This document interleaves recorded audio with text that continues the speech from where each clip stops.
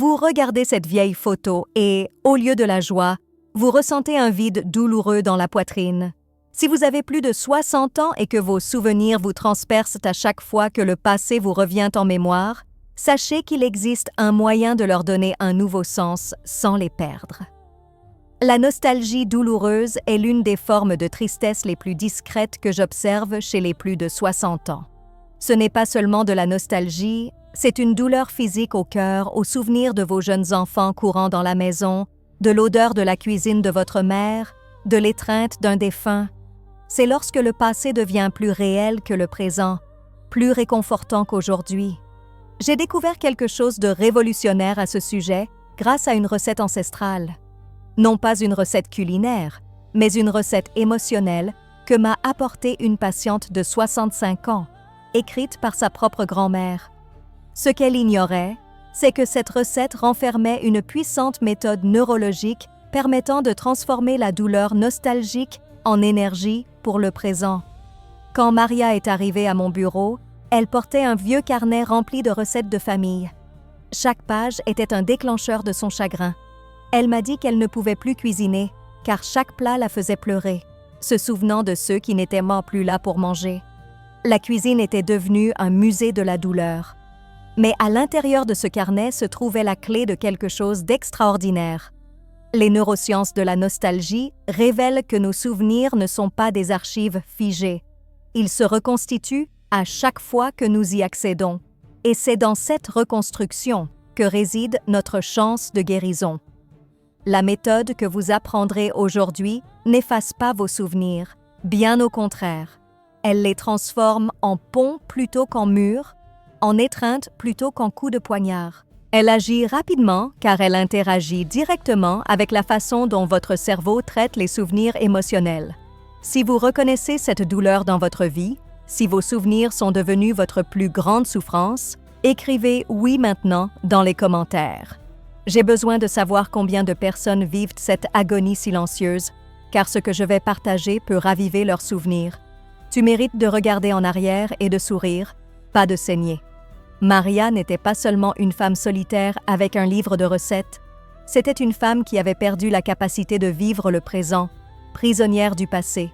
Mariée depuis 42 ans, veuve depuis 3 ans et mère de 2 enfants qui vivaient dans d'autres États et ne lui rendaient visite qu'à Noël. Le déclencheur de sa douloureuse nostalgie apparut de façon apparemment innocente. Après la mort de son mari, elle décida de ranger ses affaires et retrouva le carnet de sa grand-mère, qu'il aimait tant. Elle commença à le feuilleter, espérant y trouver du réconfort, mais chaque recette était comme une lame acérée qui lui transperçait le cœur. La recette de galettes de maïs qu'elle préparait pour son mari le dimanche, la soupe aux haricots que ses enfants réclamaient quand ils étaient malades, le pudding au lait concentré sucré qu'elle apportait aux fêtes de famille, où la maison s'emplissait de rires et de câlins. Maintenant, dans le silence de la maison, seules ses larmes résonnaient. Maria m'a raconté qu'elle en était arrivée à un point où elle ne pouvait même plus entrer dans la cuisine sans pleurer. Elle commandait à manger via des applications et se nourrissait de sandwichs, car cuisiner la transportait à une époque où elle ne reviendrait jamais. Elle était devenue prisonnière de ses propres souvenirs heureux. Le plus dévastateur était de savoir qu'elle gâchait le temps qui lui restait, mais elle ne pouvait s'empêcher de vivre dans le passé. Chaque matin, elle se réveillait la poitrine serrée. Chaque nuit, elle dormait serrée contre un oreiller trempé de larmes. La nostalgie était devenue sa seule compagne, même si elle était cruelle. C'est lorsqu'elle a apporté le carnet à notre rendez-vous que j'ai réalisé quelque chose d'extraordinaire. Il ne s'agissait pas seulement de recettes, c'étaient des codes émotionnels laissés par sa grand-mère. Chaque ingrédient, chaque méthode de préparation, chaque note marginale contenait une sagesse sur la transformation qu'elle-même ignorait. La grand-mère de Maria avait connu la même douleur.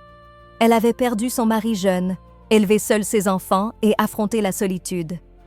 Mais, d'une manière ou d'une autre, elle avait trouvé le moyen de transformer la nostalgie en réconfort plutôt qu'en brûlure. Et elle avait laissé une trace que seule une personne au cœur brisé pouvait comprendre. La méthode que Maria a découverte dans ses pages jaunies n'a pas été créée par des scientifiques en laboratoire. Elle a été forgée à partir de la souffrance réelle d'une femme qui a affronté la solitude et a trouvé le moyen d'utiliser le passé pour le présent et non contre lui. Lorsque Maria a appliqué pour la première fois ce que je vais vous apprendre, elle a pu à nouveau cuisiner. Mais pas seulement. Elle a pu inviter ses voisins à dîner, raviver les traditions familiales et devenir la grand-mère aimante dont ses petits-enfants se souviennent avec tendresse.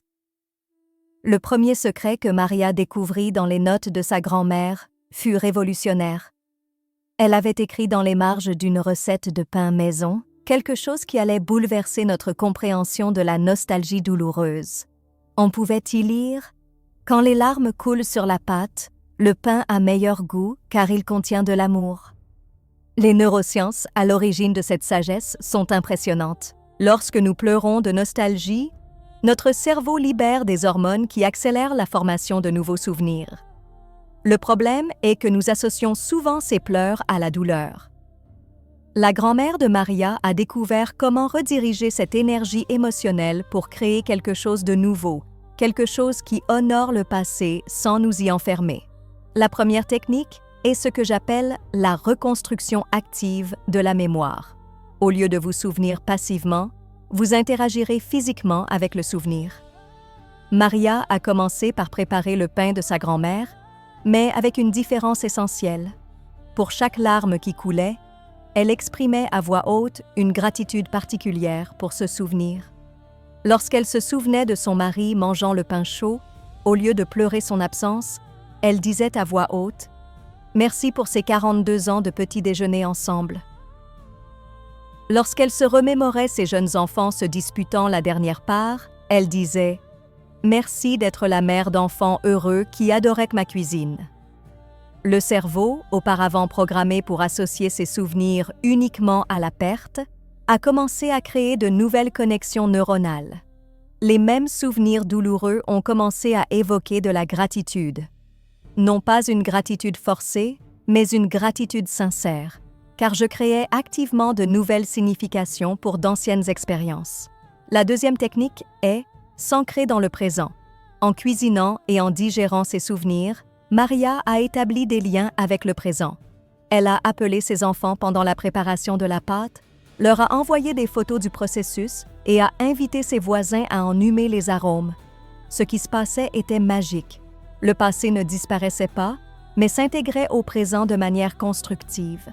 Elle se souvenait non seulement de son époque de mère, mais aussi de grand-mère, d'amis, de voisines. La même recette qui l'avait fait pleurer de nostalgie la faisait maintenant sourire avec détermination. La troisième découverte concernait le temps émotionnel. Sa grand-mère lui avait laissé un mot précis. « Fais du pain tôt le matin, quand ton cœur est ouvert. » Maria a découvert qu'il existe un moment idéal pour digérer les souvenirs nostalgiques de manière apaisante. Entre 6 et 8 heures du matin, notre cortex préfrontal est le plus réceptif à la reconsidération émotionnelle. C'est à ce moment-là que nous pouvons accéder aux souvenirs douloureux avec moins de résistance émotionnelle. Maria a instauré l'habitude de se lever tôt, non pas pour subir les souvenirs, mais pour les transformer. Les résultats ont été impressionnants. En 3 semaines d'application de ces techniques, Maria a non seulement recommencé à cuisiner, mais a aussi commencé à enseigner des recettes familiales à ses petites filles par appel vidéo. Ce même carnet, source de souffrance, est devenu un pont entre les générations. La 4e technique issue des notes de grand-mère était la plus puissante de toutes. Elle avait écrit en petits caractères au dos d'une recette de dulce de lèche « Quand quelqu'un vous manque, préparez-le pour quelqu'un qui est encore là ». Cette simple phrase contenait une révolution neurologique que la science n'a découverte que des décennies plus tard. Des études sur le vieillissement émotionnel montrent que notre cerveau a naturellement tendance à réfléchir aux pertes lorsque nous sommes isolés. Mais lorsque nous concentrons notre énergie nostalgique sur des actions bénéfiques pour les autres, nous activons des circuits neuronaux de récompense qui redéfinissent littéralement notre relation aux souvenirs. Maria a découvert cela de manière viscérale. Au lieu de préparer du dulce de lèche et de le manger seul, en larmes, elle a commencé à le préparer pour ses voisins âgés. Lorsque Carmen, 78 ans, l'a goûté et a dit qu'il était comme celui de sa mère, Maria a ressenti quelque chose d'extraordinaire. Cette même recette qui lui rappelait ceux qu'elle avait perdus la connectait désormais à ceux qui étaient encore présents. La 5e technique est le protocole de partage anticipé. Grand-mère avait laissé des instructions précises sur le moment et la manière de partager chaque recette. Ce n'était pas une coïncidence. Elle avait planifié le calendrier émotionnel de la famille, du dulce de lèche en septembre, à la rentrée des enfants, du gâteau de maïs en mai pour l'anniversaire de son mari, de la soupe aux haricots pendant les premiers froids de juin. Maria a compris que sa grand-mère avait créé un système pour perpétuer les traditions par des actions concrètes et non par de simples souvenirs passifs. Chaque recette avait une vocation sociale, un moment de partage. Cela a transformé la nostalgie d'un sentiment d'isolement en un besoin de connexion. Les neurosciences expliquent pourquoi cela fonctionne si bien. Lorsque nous planifions des actions futures en nous basant sur des souvenirs significatifs, notre cerveau crée ce que nous appelons une continuité narrative. Le passé n'est pas figé dans ce qui a été, mais plutôt projeté dans ce qui pourrait encore être. La douleur se transforme en but.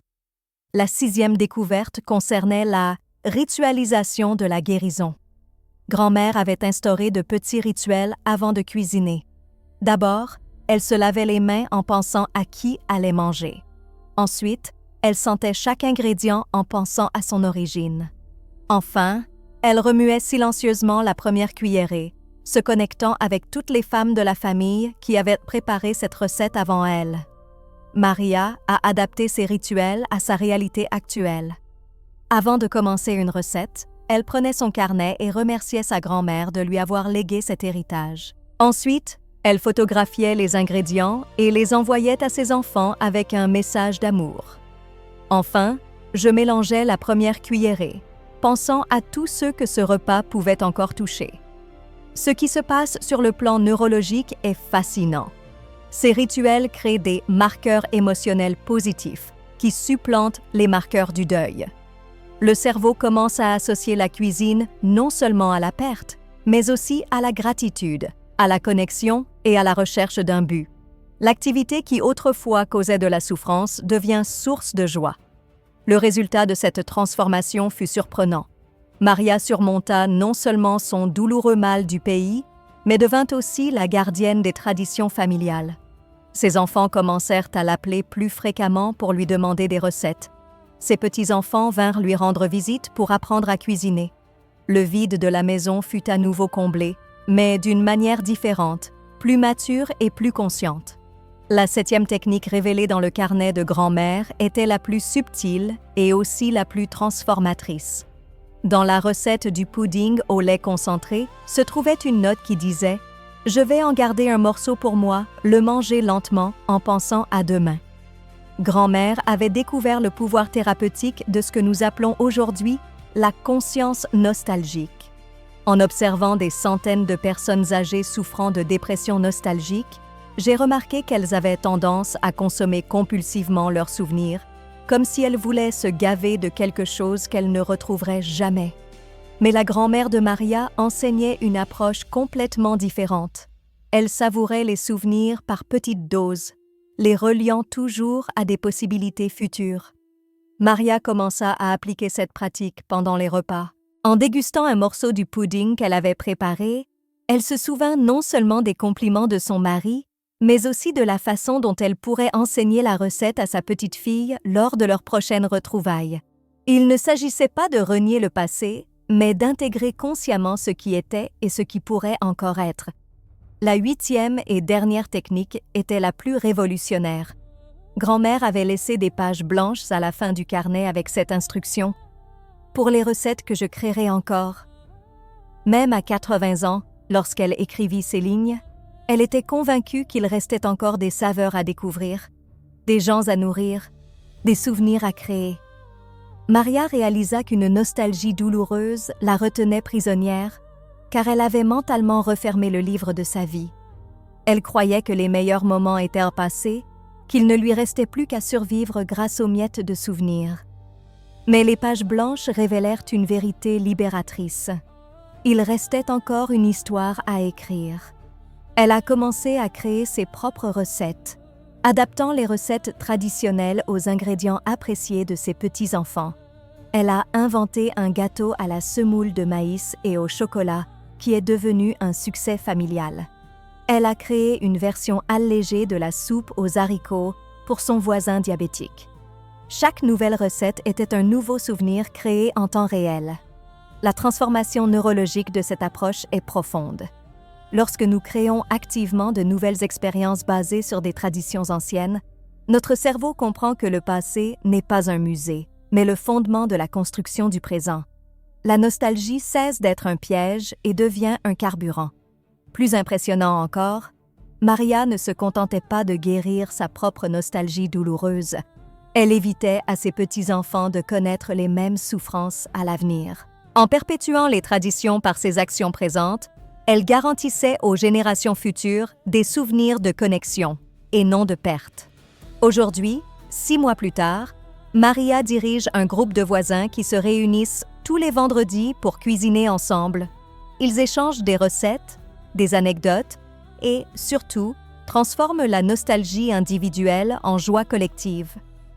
Le carnet de sa grand-mère s'est multiplié en des dizaines d'autres, chacun contenant la sagesse de surmonter le deuil par des gestes d'amour.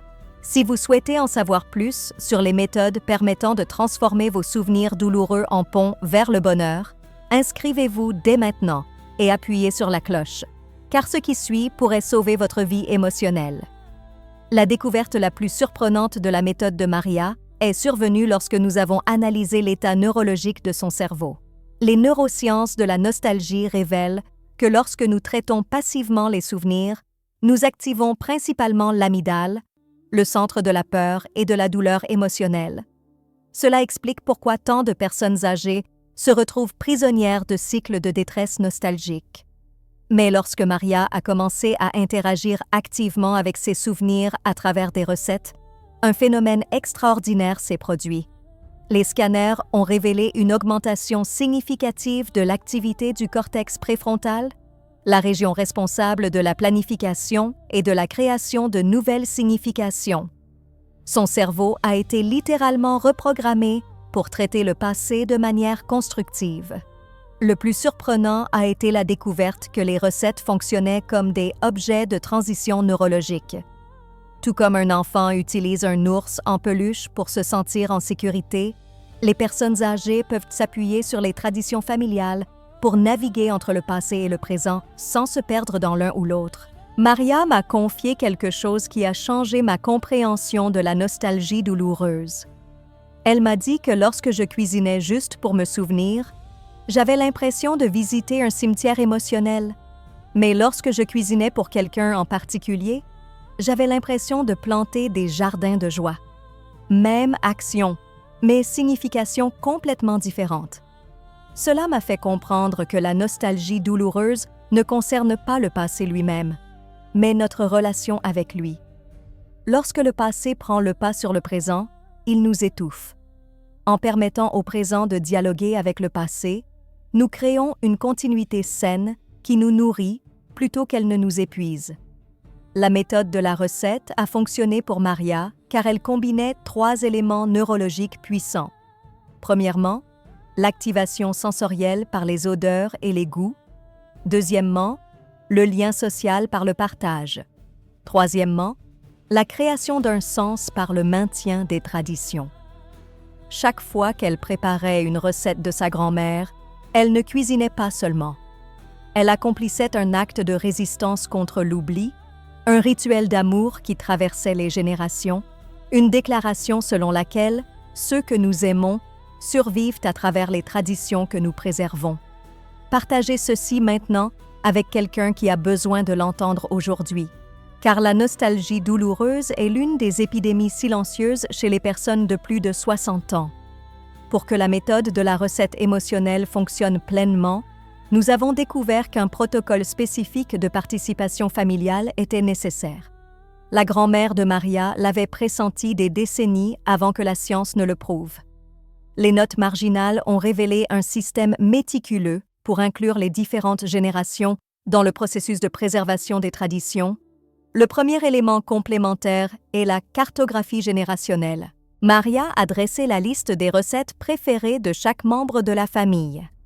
Elle a découvert que ses enfants avaient des souvenirs émotionnels différents des siens. Ce qui représentait pour elle des moments avec son mari représentait pour eux une sécurité maternelle. Cette prise de conscience a complètement transformé son approche. Au lieu de cuisiner uniquement pour elle-même ou par obligation, elle a commencé à préparer des recettes spécifiques en pensant à la personne qui bénéficierait le plus de ce souvenir. Un gâteau au chocolat pour son petit-fils, en difficulté scolaire. Une soupe aux haricots pour sa fille, en instance de divorce. Chaque recette est devenue une forme d'aide active. Le deuxième élément est la documentation évolutive. Maria a commencé à photographier non seulement les plats finis, mais aussi l'ensemble du processus. Ses mains pétrissant la pâte, la préparation des ingrédients, les casseroles sur le feu. Elle a ensuite envoyé ses photos à sa famille, accompagnées de brèves explications sur les secrets de chaque étape. Ce qui semblait être une simple documentation s'est avéré être un puissant outil de connexion intergénérationnelle.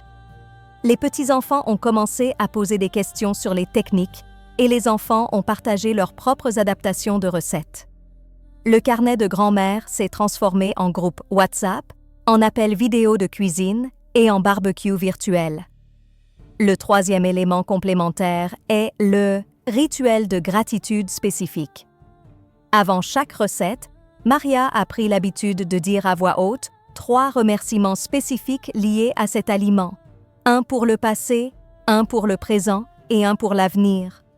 Cela a programmé son cerveau à associer chaque acte culinaire à l'abondance émotionnelle et non à la pénurie.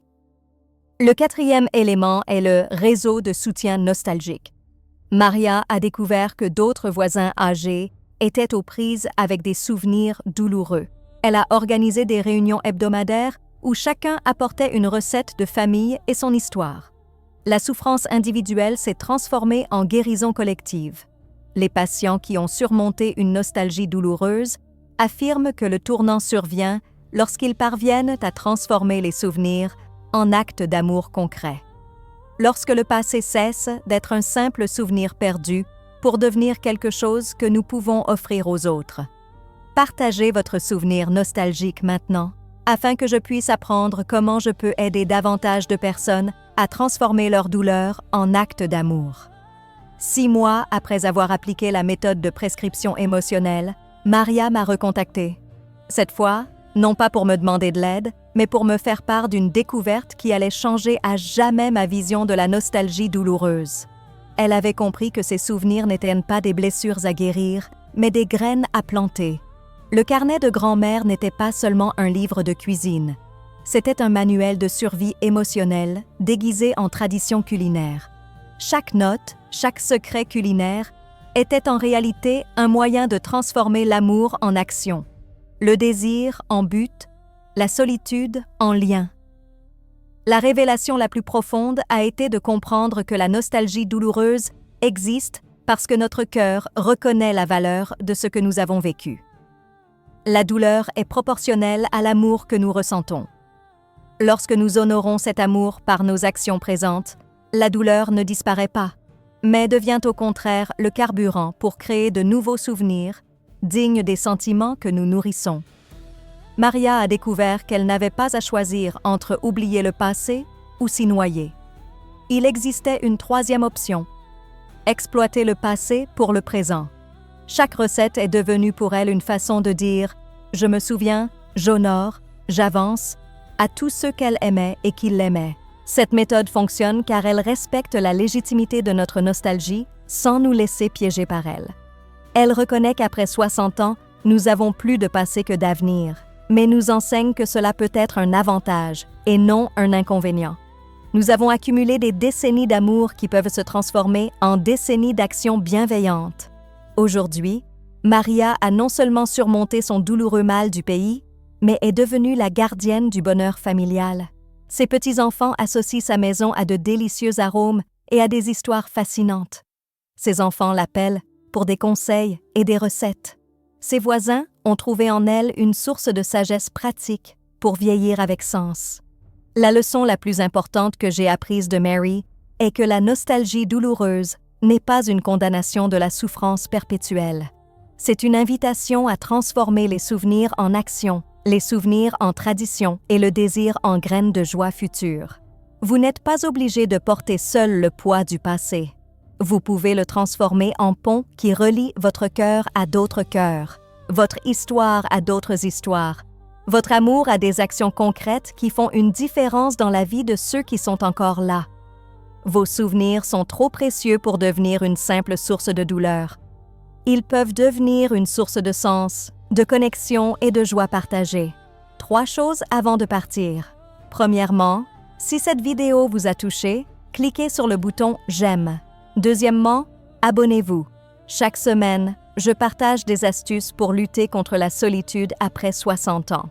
Troisièmement, regardez la vidéo ci-dessous où je révèle l'erreur matinale qui aggrave la tristesse sans même que vous vous en rendiez compte.